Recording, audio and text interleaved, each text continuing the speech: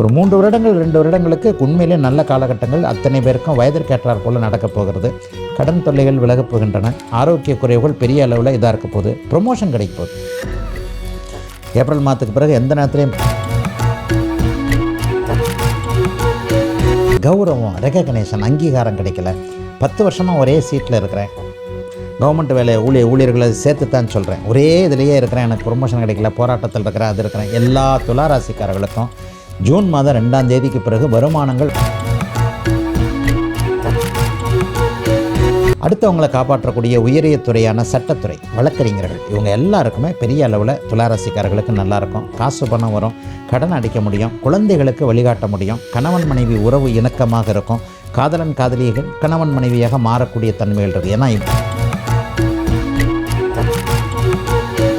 ஒரு 10 ரூபாய் சம்பாதித்து கொண்டிருக்கக்கூடிய தினசரி 100 ரூபாய் சம்பாதிக்கக்கூடிய ஒரு எளிய தொழிலாளி துளாராசிக்காரர் கோடிகளை சம்பாதிப்பாரா? மாட்டார். ஆனால் அந்த 100 ரூபாய் சம்பாதிக்கிறது அவருக்கு. வேலை தொழில் அமைப்புகள் நல்லாயிருக்கும், விவசாய அமைப்புகள்லாம் நல்லாயிருக்கும், கணவன் மனைவி உறவு நல்லாயிருக்கும், குடும்பத்தில் அமைதி இருக்கும். அது இருந்தாலே போருமே.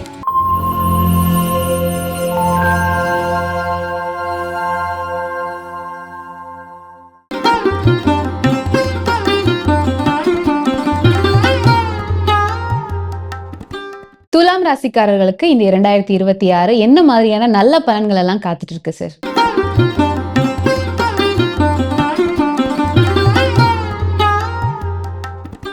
பன்னிரெண்டு ராசிகள்லேயே துளாராசிக்காரர்களுக்கு நல்லா இருக்குன்னு போன வருஷமும் சொன்னேன், இந்த வருஷமும் சொல்கிறேன்.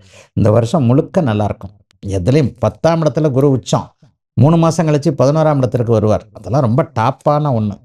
அதே மாதிரி இப்போ 5ல் இருக்கக்கூடிய ராகு 4ல் வருவார், 10ல் கேது வருவார். அது கூட பெரிய அளவில் சோதனைகள். கேந்திர அமைப்புகளில் பாவர்கள் எப்போவுமே கொஞ்சம் ஒரு நல்ல பலன்களை தான் செய்வாங்க. அதனால் பெரிய அளவில் சோதனைகள் இப்போது துளாராசிக்காரர்களுக்கு இல்லை.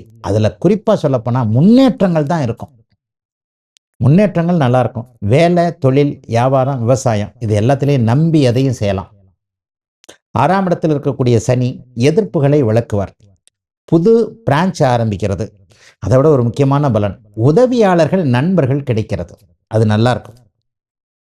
உதவியாளர்கள் வேலைக்காரர்கள் கிடைக்கிறது. கூட்டு தொழிலுக்கான ஒரு நண்பர்கள் சரியாக வர்றது, கூட்டு முயற்சிகள் பலனளிக்கக்கூடிய தன்மை. போன வருஷம் சக்ஸஸ் ஆகாத அத்தனை விஷயங்களும் இப்போ துளாராசிக்காரர்களுக்கு சக்ஸஸ் ஆக போது. வயசுக்கு ஏற்றாற் போல். எனக்கு ஒரு காதலி கிடைக்கும். ஆனால் நம்ம யூடியூப்பை பார்த்தீங்கன்னா நிறைய 30 வயசு 25 வயசு ஆளுங்க தான் பார்க்குறாங்க. எனக்கு சொல்லி முதல்ல கல்யாணமே ஆகாமல் இருக்கு. எல்லாரும் 2K கிட்ஸ் எல்லாருமே காதலில் தான் இருக்கிறாங்க. காதல் நிறைவேறும். அதிலெல்லாம் ஒன்றும் புதிய காதல் கிடைக்கக்கூடிய அமைப்பு, நல்ல காதல் திருமணத்தில் முடியுமா சார்? அதுதான் நிறைய பேரோட கேள்வியா இருக்கு. இன்னொரு 3-4 வருஷங்களுக்கு அப்படிலாம் துளாராசிக்காரர்களுக்கு பெரிய சோதனைகள் கிடையாது. துளாராசிக்காரர்களுக்கு இப்போது ஏறுமுகம். வாழ்க்கைன்றது ஒரு சக்கரம். கீழே இருக்கிறது மேலே போகும், மேலே இருக்கிறது கீழே வரும். இப்போ துளாராசிக்காரங்க கீழே இருந்து மேலே போய்கிட்டு இருக்காங்க. இன்னொரு 4-5 வருஷம் அவங்களுக்கு அந்த அஷ்டமச்சனி ஒரு 4 வருடம் கழித்து வரும்போது தான் அந்த இறக்கங்கள் வரும். ஆக எப்படி இருந்தாலும் ஒரு வாழ்க்கையில் அஷ்டமச்சனி வரும், 7 சனி வரும். அதுக்காக இன்றைக்கே பார்த்துக்கிட்டு இருந்தால் பயந்துக்கிட்டு இருந்தால் முடியுமா? ஒரு 3 வருடங்கள் 2 வருடங்களுக்கு உண்மையிலே நல்ல காலகட்டங்கள் அத்தனை பேருக்கும் வயதிற்கேற்றார் போல் நடக்கப் போகிறது. கடன் தொல்லைகள் விலகப் போகின்றன. ஆரோக்கிய குறைவுகள் பெரிய அளவில் இதாக இருக்க போகுது. ப்ரொமோஷன் கிடைக்க போகுது. ஏப்ரல் மாதத்துக்கு பிறகு எந்த நேரத்துலையும் ப்ரொமோஷன். 10ல் குரு. பிஹெச்டி முடிக்க முடியல, அது பிடிக்க முடியல, இதை முடிக்க முடியல. அவங்களாம் மேற்படிப்பில் நல்ல விதமாக முடிக்க போகிறாங்க. பெரிய அளவில் இன்னொன்று சொல்லணும். எனக்கு இதுவே கிடைக்கல, ஒரு கௌரவம், ரெகக்னேஷன், அங்கீகாரம் கிடைக்கல. 10 வருஷமாக ஒரே சீட்டில் இருக்கிறேன். கவர்மெண்ட் வேலை ஊழியர்களை சேர்த்து தான் சொல்கிறேன். ஒரே இதிலேயே இருக்கிறேன், எனக்கு ப்ரொமோஷன் கிடைக்கல, போராட்டத்தில் இருக்கிறேன், அது இருக்கிறேன். எல்லா துளாராசிக்காரர்களுக்கும் ஜூன் மாதம் 2ஆம் தேதிக்கு பிறகு வருமானங்கள் அதிகமாக இருக்கக்கூடிய தன்மைகள் உண்டு. குறிப்பாக ஆசிரிய பணியில் இருக்கக்கூடியவர்கள், புனிதமான சொல்லிக் கொடுக்கக்கூடிய துறைகளில் இருக்கக்கூடியவர்கள், அடுத்தவங்களை காப்பாற்றக்கூடிய உயரிய துறையான சட்டத்துறை, வழக்கறிஞர்கள், இவங்க எல்லாருக்குமே பெரிய அளவில் துளாராசிக்காரர்களுக்கு நல்லாயிருக்கும். காசு பணம் வரும், கடன் அடிக்க முடியும், குழந்தைகளுக்கு வழிகாட்ட முடியும், கணவன் மனைவி உறவு இணக்கமாக இருக்கும், காதலன் காதலிகள் கணவன் மனைவியாக மாறக்கூடிய தன்மைகள் இருக்குது. ஏன்னா இவ்வளவும் 6ஆம் இடத்து சனி உச்சகுருவின் பார்வையில் வரப்புறார்.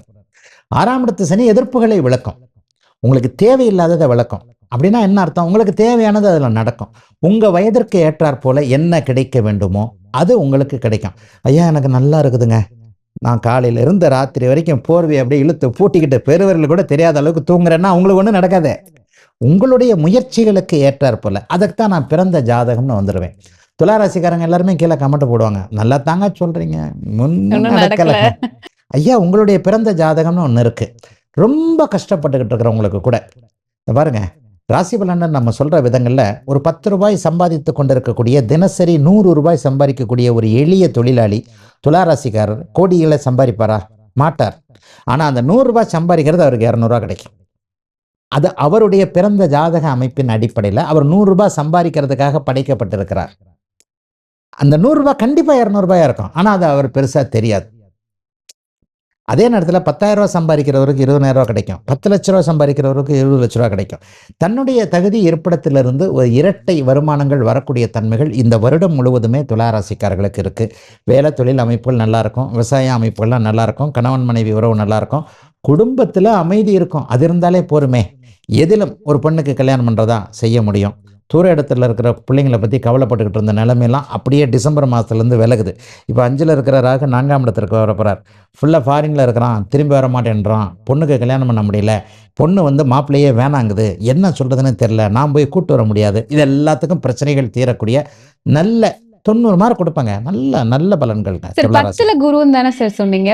ஆமாம், 10ல குரு பொதுவா பதவி பறி போகும் அப்படின்ற மாதிரி சொல்லுவாங்க. ஆனா நீங்க நல்ல பலனா இருக்கும் அப்படின்னு சொல்றீங்க. எப்படி சார்? 10ல் குருன்றது ஒரு பொதுவான பலன்மா. 10 ஜென்ம குரு வாலி அப்படி இப்படின்னு சொல்லுவாங்க. அம்மா, அந்த பொது பலன்கள்லையும் 10ல் குரு இருந்தால் மட்டுமே எல்லாத்தையும் அவர் கெடுத்துறதில்ல. 3 மாதம் கழிச்சு அவர் 11ஆம் இடத்திற்கு வருகிறார். பொதுவாகவே கேதுவோடு சேரக்கூடிய குரு கேள யோகம் என்கின்ற ஒரு நல்ல அமைப்பை கொடுப்பார். 10ல் குரு பதவியை பறிப்பார்னா எத்தனை பேருக்கு ப்ரொமோஷனை கொடுத்துருப்பாருன்றதை நான் ஒரு லிஸ்ட் போட்டு தூக்கி காட்டுவேன். பொதுவான பலன்கள் இந்த வருடம் என்ன மாதிரியான பெயர்ச்சிகள் எல்லாம் நடக்க இருக்கு? ஆமாம், இது இந்த பொது பலன் எப்படி சொல்லப்படுகிறது? கரெக்டான கேள்வி கேட்டீங்க. அப்போ பொதுவான பலனாக இருந்தாலும் எதன் அடிப்படையில் இது சொல்லப்படுகிறது? பஞ்சாங்கங்களில் ராஜா கிஜான்னு சொல்லிட்டு வேற மாதிரியான மெத்தடு சொல்லுவாங்க. உண்மையிலேயே ஒரு பலன்கள் என்பது கிரகங்களுடைய சஞ்சாரத்தின் அடிப்படையில் தான் நடக்குதுங்க. ஒரு கிரகம் எந்த இடத்துல எங்கே எப்படி இருக்கிறது, அதன் அடிப்படையில் தான் பலன்கள் நடக்கிறது. அதுதான் உண்மையான ஒரு கணிதமான ஒன்று. இப்போ பார்த்தீங்கன்னா சனி பகவான் இப்போ இந்த நிலைமையில சனி மீன வீட்டில் இருக்கிறார், குரு மிதுன வீட்டில் இருக்கிறார், ராகு கேதுக்கள் கும்பம் சிம்மம் என்கின்ற வீட்டில் இருக்கின்றன. இந்த 4 கிரகங்கள் வருடாந்திர கிரகங்கள். இந்த 4 வருடாந்திர கிரகங்கள் மூமெண்ட், இதோடைய இயக்கத்தை பொறுத்து தான் வருட பலன்களில் பொதுவான சில விஷயங்கள் 12 ராசிக்காரர்களுக்கு எப்படி இருக்கும்னு சொல்லும். ஒரு குரு பகவான் கண்டிப்பாக இப்போ இந்த பலன்கள் நடக்கும்போதே குரு அப்படியே மாறி இருக்கிறார். இப்போ நம்ம பேசிக்கிட்டு இருக்கிற இந்த நேரத்தில் உங்களுக்கு குரு பகவான் மிதுனத்தில் இருக்கிறார்.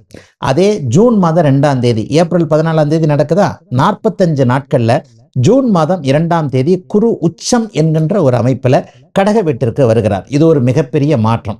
அப்போ அவர் கடக வீட்டிற்கு வந்தார்னாலே விருச்சிகம் மகரம் மீனம் ஆகிய 3 வீடுகளை பார்ப்பார். குரு எப்போதெல்லாம் வலுப்பெற்று 3 வீடுகளை பார்க்கிறாரோ அந்த ராசிக்காரர்கள் நன்றாக இருப்பார்கள் என்பது ஒரு பொது விதி. அவங்க பிறந்த ஜாதக அடிப்படையில் கொஞ்சம் கஷ்டப்பட்டா கூட அந்த கஷ்டத்திலையும் ரொம்ப கஷ்டப்படுறவன் கொஞ்சம் கஷ்டப்படுறவனா மாறுவான். கொஞ்சம் ஓரளவுக்கு புரியுதா உங்களுக்கு? அப்போ அந்த கோச்சாரம் என்பது ஒரு தாங்குகின்ற வலிமையை, கீழே புதைஞ்சு போறவனை கழுத்து மட்டும் வெளியில தெரிகிற மாதிரியான ஒரு சூழலை கண்டிப்பாக கொடுக்கும். அதுதான் உண்மையான வார்த்தை. அப்போ இப்போ ஜென்மச்சனி மீனராசிக்காரர்களுக்கு நடந்துகிட்டு இருக்கு. இந்த ஜென்மச்சனி இந்த வருடம் தமிழ் புத்தாண்டு முழுக்கவே ஜென்மச்சனி நடக்குது. உண்மையிலேயே ஜென்மச்சனி நடக்கும் பொழுது ஒரு மனிதன் கஷ்டப்படுவான். அம்மா, நீங்கள் யாரை வேணாலும், ஒரு ஜோதிடத்தை உண்மைன்னு பார்க்கறதுக்கு நீங்கள் யாரை வேணாலும் பார்த்துக்கங்க. உத்திரட்டாதி நட்சத்திரத்தை சேர்ந்த ஒரு 30 வயசில் இருக்கிறவங்க யாராவது உங்களுக்கு தெரியுமான்னு பாருங்கள். அவர் எப்படி இருக்கிறாருன்னு பாருங்கள். அவர் அப்படியே தாடி வளர்த்துக்கிட்டு சோகமாக இருப்பார். 30 வயதுக்கு உள்ளே இருக்கிறவர் அல்லது 20 வயதுக்குள்ளே இருக்கிறவர் தலைகீழாக மாறி இருப்பார். ஏன்னா இப்போ அவனுக்கு ஜென்மச்சனி நடந்துக்கிட்டு இருக்கு, உத்திரட்டாதி நட்சத்திரத்திலேயே சனி போய்கிட்டு இருக்கு. இந்த தமிழ் புத்தாண்டில் ரேவதி நட்சத்திரத்திற்கு மேலே அது போகிறது. ஆக ஒருவர் உத்திரட்டாதி நட்சத்திரத்தில் இளைய பருவத்தினராக இருந்தால் அவருக்கு இந்த வருஷம் எந்த கிரகம் எப்படி மாறினாலும் அதனால் ஒரு பெரிய பாசிட்டிவான விஷயங்கள் இருக்காது. அவர் சில விஷயங்களை அனுபவித்தே ஆக வேண்டும். இந்த வருடத்தில் டிசம்பர் மாதம் இந்த வருடத்தில் ஒரே ஒரு பெயர்ச்சி நடக்குது அப்படின்னு சொன்னால், அதாவது ஏப்ரல் 2026 ஏப்ரல் 2027 வரைக்கும் முக்கியமான பெயர்ச்சி அப்படின்னு சொன்னால், குரு பகவான் அதிசார முறைப்படி 3 மாதங்களுக்கு ஒரு முறை அப்படி இப்படி மாறிக்கிட்டே வர்றாரு. ராகு கேதுக்கள் டிசம்பர் மாதம் 5ஆம் தேதி இப்போ இருக்கின்ற கும்ப வீட்டிலிருந்து மகர வீட்டுக்கும் கடக வீட்டுக்கும் வருது. இது ஒரு முக்கியமான பெயர்ச்சி. இதை வச்சு தான் நிறைய பேருக்கு நம்ம பலன் சொல்ல முடியும். இருக்கின்ற சோதனைகள் சிலருக்கு விலகும்.